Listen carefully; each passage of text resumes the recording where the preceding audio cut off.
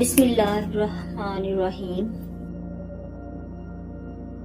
आज की वीडियो मेरी एक छोटी सी रिसर्च पर है,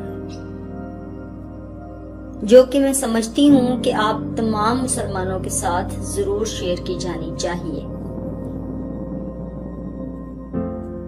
अगर हम इंसानी इजादात की तरफ नजर दौड़ाएं तो TV, tape recorder, computers, calculators, clocks, phone और अब तक की जाने वाली बाकी तमाम इजादात जब इजाद हुई तो ये जिसामत में बहुत बड़ी थी, लेकिन इनके फंक्शंस, एक्यूरेसी, काम करने की सलाहियत और स्पीड इंतहाई कम थी।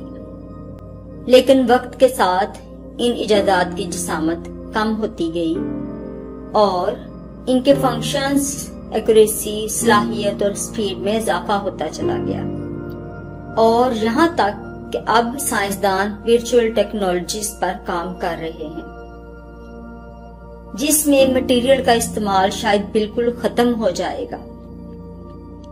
यानी आप हिसाब किताब का सोचेंगे तो आपके सामने स्पेस यानी हवा में कैलकुलेटर या कंप्यूटर आ जाएगा।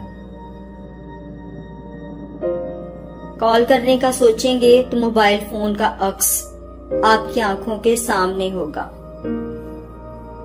यानी अगली एक सदी में मुख्तलिफ टेक्नोलॉजीज में मटेरियल की वैल्यू खत्म हो जाएगी।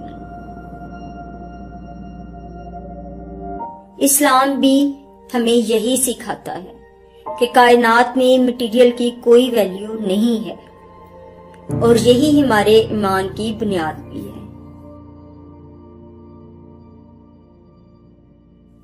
क्योंकि जब हम अल्लाह ताला की जात की बात करते हैं तो वो जात हमारे सामने मटेरियल की शक्ल में मौजूद नहीं है।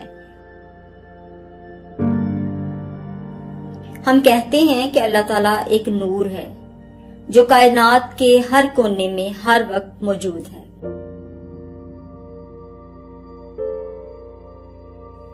इसी तरह जब इंसान की बात की जाती है तो इस्लाम हमें बताता है कि जिस्म यानी मटेरियल आर्जी है, जबकि रूह अल्लाह ताला के हुक्म से ता क़यामत जिंदा रहेगी।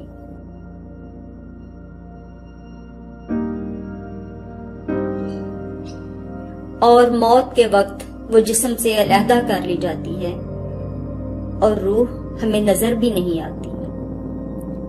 यानी वक्त के साथ यहाँ भी मटेरियल की वैल्यू खत्म हो गई।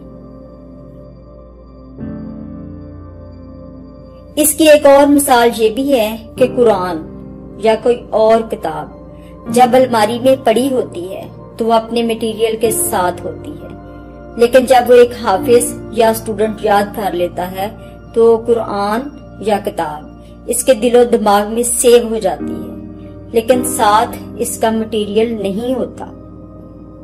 यूं यहाँ भी मटेरियल की वैल्यू खत्म हो गई। अब हम टेलीपैथी की बात करते हैं, जिस पर कुछ लोग यकीन नहीं करते। इसमें भी इंसान अपना जिस्म छोड़कर कहीं और फिर रहा होता है या फिर किसी दूसरे के दिमाग में घुसकर उसे कंट्रोल करने लगता है। यानी इस इल्म के मुताबिक भी जिस्म यानी मटेरियल की कोई वैल्यू नहीं रही।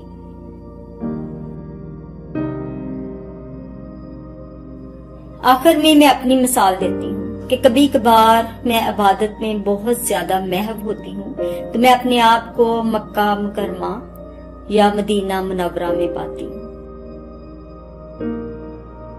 और कुछ लम्हात के लिए मुझे यूं महसूस होता है कि मैं हकीकतन वहां मौजूद हूँ। इन लम्हात का दुरानिया मेरे ज़हनी कैफियत पर मुनहसर होता है।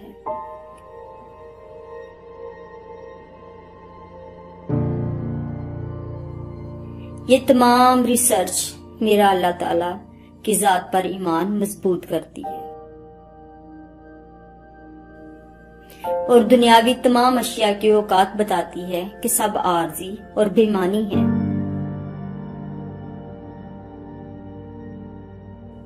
और मेरी आप लोगों से भी यही गुजारिश है कि अपने अमाल और इबादत में अपनी रूह को शामिल करें। इंशाअल्लाह ये प्रैक्टिस आपके ईमान को मजीद मजबूत कर देगी। जज़ाकल्लाह।